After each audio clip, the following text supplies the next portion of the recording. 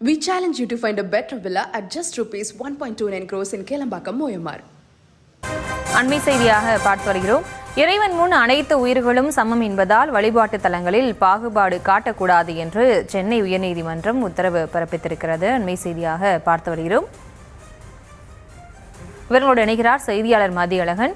மதியழகன் வணக்கம். எந்த வழக்கு தொடர்பாக நீதிமன்றம் இந்த உத்தரவை பிறப்பித்திருக்கு? முழு விவரம்.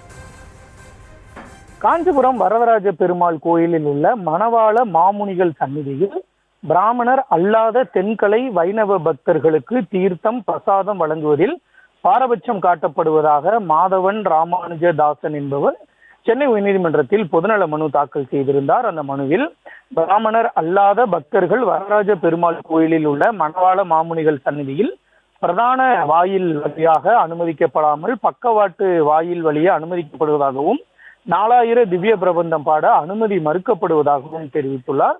இந்த மனு நீதிபதிகள் ஜி ஜெயச்சந்திரன் மற்றும் இ மனோகரன் அமர்வில் விசாரணைக்கு வந்தது. அப்பொழுது கோயில் நிர்வாகம் தரப்பில் ஆழ்வார்கள் மற்றும் ஆச்சாரியார்கள் சன்னதிகள் மிக குறுகிய இடவசதி கொண்டதாக இருப்பதாலும் சேவா கால நேரங்களில் பணியில் இருக்கும் முறைதாரர்களே உள்ளே முழுமையாக நிற்க முடியாத சூழல் நிலவுவதாலும் பொது பக்தர்கள் சந்நிதிக்கு வெளியே நிறுத்தப்படுகிறார்களே தவிர இதில் எந்தவித சாதிய பாகுபாடும் இல்லை என தெரிவிக்கப்பட்டது.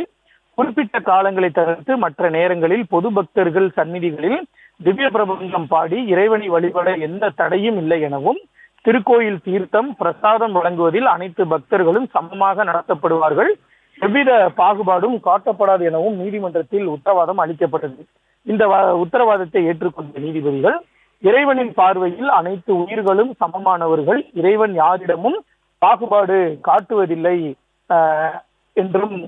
என்ற பகவத்கீதையின் வாசகத்தை சுட்டிக்காட்டி வழிபாட்டு தலங்களில் யாருக்கும் பாகுபாடு. We challenge you to find a better villa at just rupees 1.29 crores in Kelambakam, Moyamar.